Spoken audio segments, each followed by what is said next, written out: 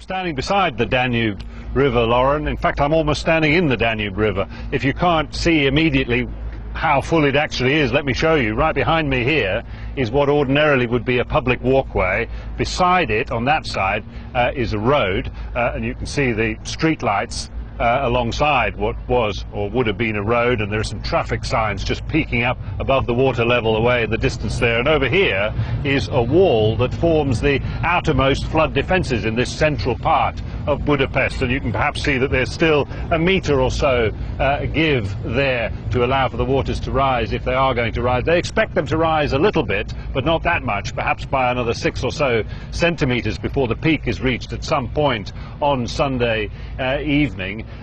So it looks as though the flood defences of the central part of the city will hold. They're having quite a lot of problems though with the underground infrastructure here, the sewage system, the underground transport system and so on. And there has been, during the course of the last few days, quite a lot of damage caused to riverside communities elsewhere in Hungary on the Danube's course.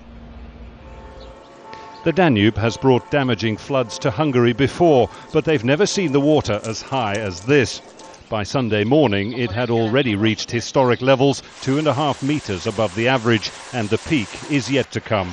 There is a little building in the end of our garden, and there was a sign where the highest high water was. It was in 1878. And now we are 15-20 centimeters above that sign, so it is absolutely the worst I know, and the worst in my life of my parents and worst in the life of my grandparents. It's very hard to live under these circumstances, but we must remain calm and defend our homes. It could cause real problems in the capital, Budapest. Flood defences here are said to be capable of protecting the most vulnerable areas, but parts of the underground train system have been deliberately flooded to relieve water pressure, and there's already a stench where sewage systems have begun to overflow. Prime Minister Viktor Orbán has been visible in the flood zone, where thousands of volunteers and rescue workers have spent days filling sandbags and building defences. The flood is now approaching Budapest, the heart of the country. 2 decisive days are ahead of us, because the danger will be where most people live and where most things of value are at risk. It is now when we have to gather all our strength. For days now, along the Danube's course, reaching Hungary on its way to the Black Sea, people have watched the water levels rise. They knew the floods were coming. They've seen the havoc the water has caused in Germany, in Slovakia and in Austria before it reached here. What they don't yet know is how bad things are likely to get. Back in 1838, the Danube killed 150 people and left tens of thousands homeless. Since then, sizable floods have come in 2002 and in 2006. Many people have left their homes this time. The Prime Minister has called them the worst floods of all time. Though remarkably, the damage has so far been contained. So, Jonah, presumably everyone keeping a nervous eye on the water levels and also on the weather forecast.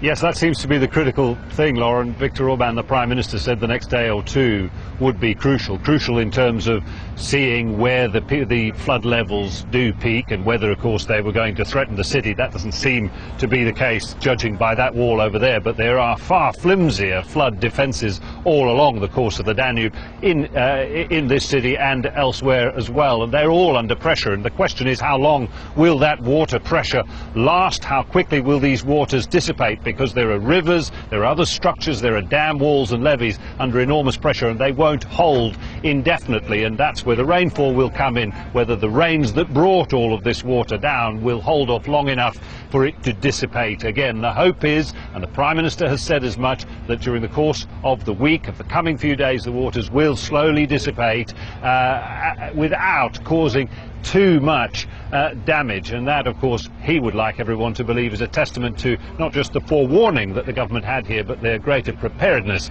after the lessons of the past. OK, Jonah, thanks very much. Jonah Hull reporting live on those floods in Hungary.